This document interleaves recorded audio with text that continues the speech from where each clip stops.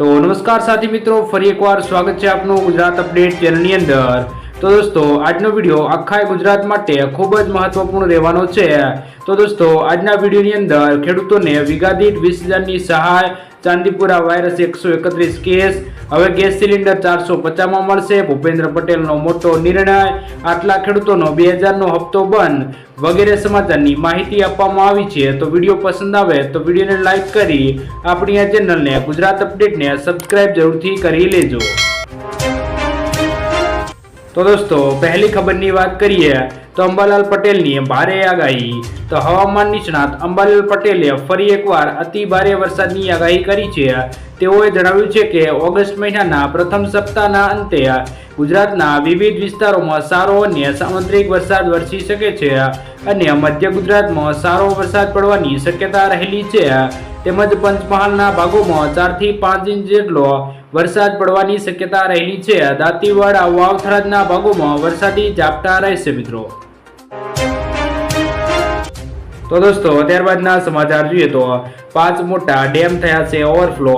तो विगतथी वात करीए तो जूनागढ़नो विसावदरनो सौथी मोटो द्रावड डेम ओवरफ्लो थयो छे। डेम ओवरफ्लो थता 2 दरवाजा 1.5 फूट सुधी खोलवामां आव्या छे मित्रों। तो सूरत नजीक आवेलो मांडवीनो लाखी डेम पण ओवरफ्लो थयो छे। तेमज सोनगढ़नो डोसावाड़ा डेम पण छलकायो छे। तेमज उपलेटाना गधेखड़ पासे आवेलो वेणुमां 2 डेमना नवा नीરની આવક થઈ છે। जूनागढ़ जिल्लानो सौथी मोटो डेम ओजत 2 डेम ओवरफ्लो थया छे मित्रों।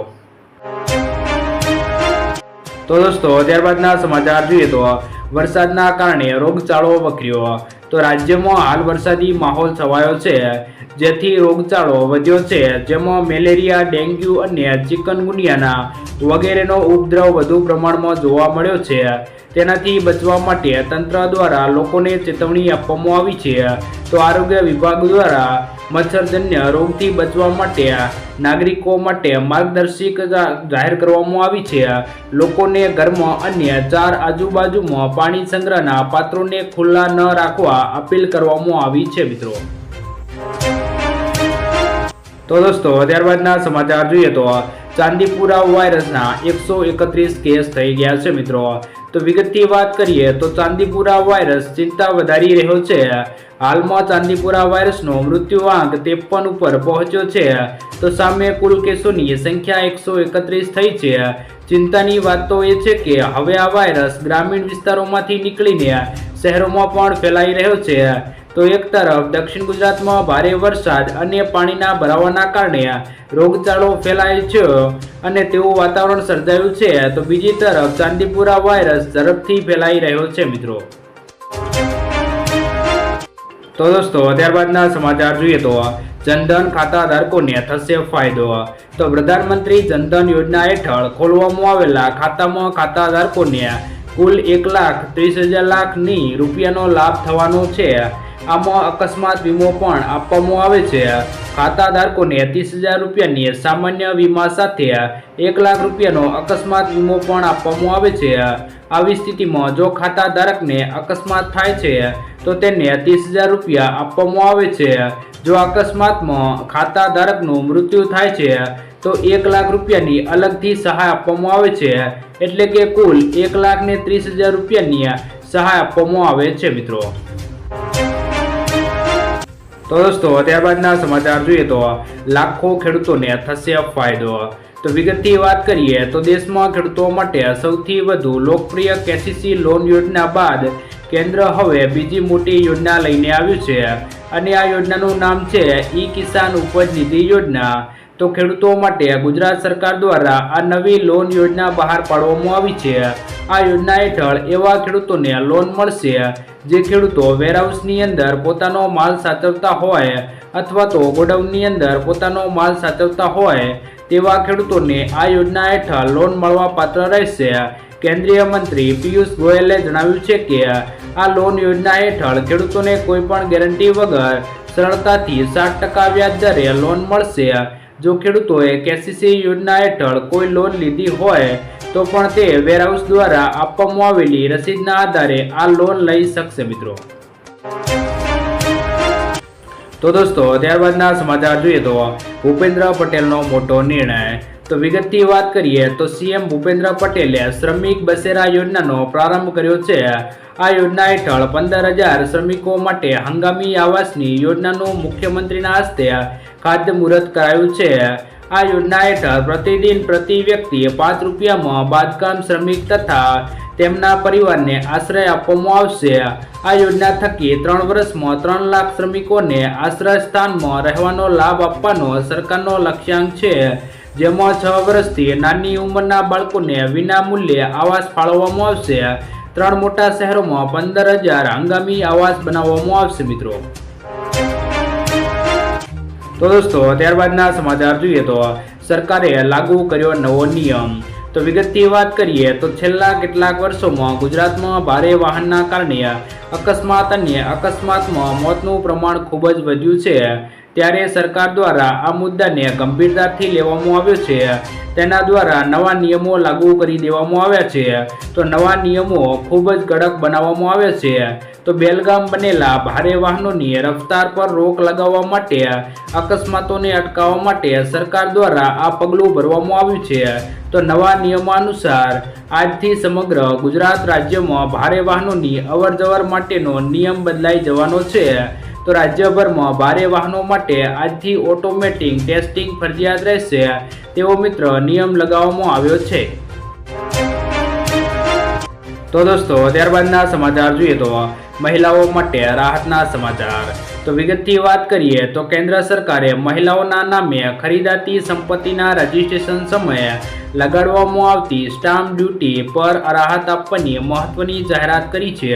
આ સિવાય કેન્દ્ર સરકારે 20 લાખ રૂપિયા યુવતીઓને પોતાના પગભર કરવાનો લક્ષ્ય નક્કી કર્યો છે। તો નાણામંત્રીના જણાવ્યા પ્રમાણે આ સમયે એવી ઘણી મહિલાઓ છે જેમની પાસે આવડત ન હોવાથી તે ગમતી નોકરીઓ કરી શકતી નથી, જેને ધ્યાનમાં રાખતા કેન્દ્ર સરકારે આ વખતે મોટી સંખ્યામાં મહિલાઓને શિક્ષિત કરવાની જાહેરાત કરી છે મિત્રો। તો દોસ્તો ત્યારબાદના સમાચાર જોઈએ તો આટલા ખેડૂતોના 2000ના હપ્તા બંધ। તો વિગતથી વાત કરીએ તો પીએમ કિસાન સન્માન નિધિ, કિસાન ક્રેડિટ કાર્ડ સહિતની વિવિધ સરકારી યોજનાઓના લાભો વાસ્તવિક ખેડૂતોને પારદર્શક રીતે પહોંચાડવા માટે ખેડૂતોની ખેડૂત રજિસ્ટ્રી તૈયાર કરવામાં આવે છે।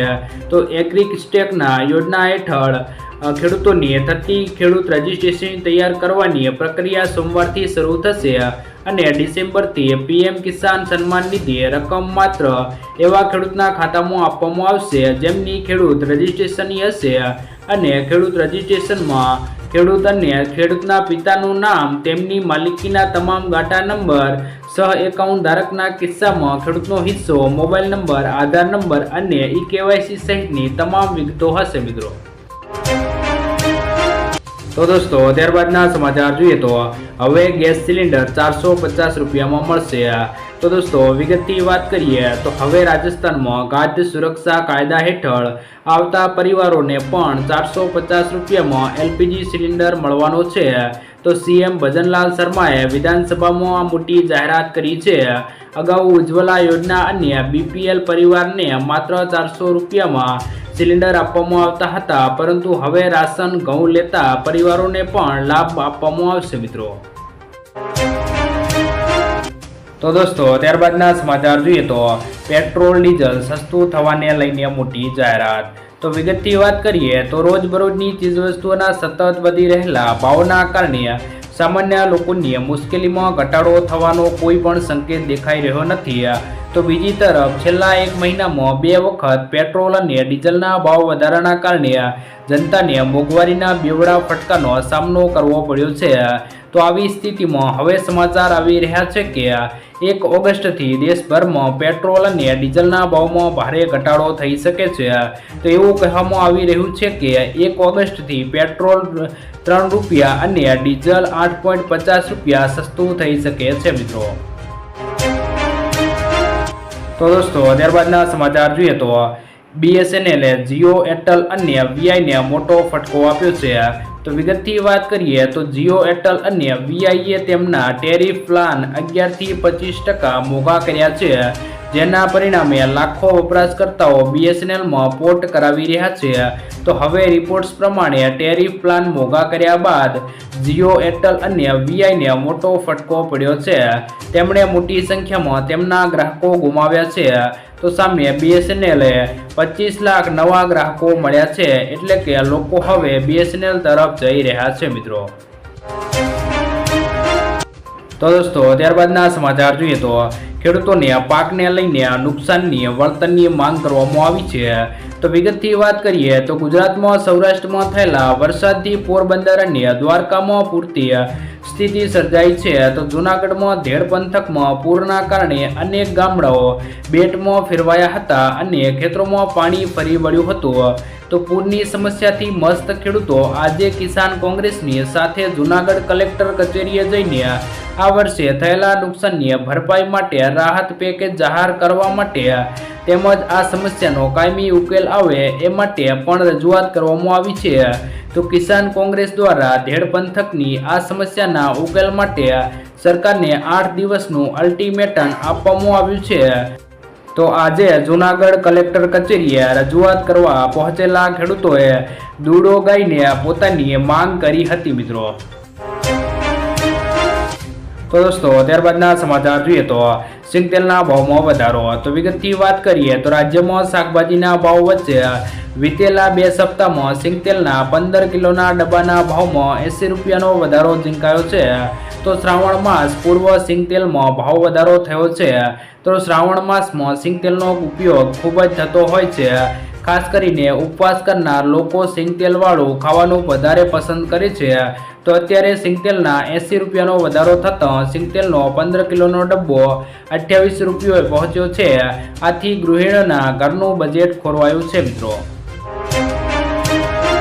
તો દોસ્તો ત્યારબાદના સમાચાર જોઈએ તો ખેડૂતોને વીઘા દીઠ 20,000 રૂપિયાની સહાય મળશે। તો વિગતથી વાત કરીએ તો ઓર્ગેનિક શાકભાજીની ખેતી, પ્રાકૃતિક કૃષિને પ્રોત્સાહિત વધુ એક નવી યોજના ગુજરાત સરકાર દ્વારા જાહેર કરવામાં આવી છે। તો શાકભાજી પાકોમાં પ્રાકૃતિક કૃષિને પ્રોત્સાહન આપવાની યોજના અમલમાં મૂકવામાં આવી છે। તો ગુજરાત સરકાર પ્રાકૃતિક પદ્ધતિથી શાકભાજીની ખેતી કરતા ખેડૂતોને આપવાના છે સહાય। તો પ્રાકૃતિક પદ્ધતિથી શાકભાજીની ખેતી કરતા ખેડૂતોને બિયારણ અને શાકભાજીની પ્રાકૃતિક ખેતીના પ્રોત્સાહન માટે 20,000 રૂપિયા પ્રતિ હેક્ટર સહાય ચૂકવવામાં આવશે। તો શાકભાજી પાકોમાં પ્રાકૃતિક કૃષિને પ્રોત્સાહન આપવાની યોજના માટે અંદાજપત્રમાં 1,000 લાખની જોગવાઈ પણ કરવામાં આવી છે।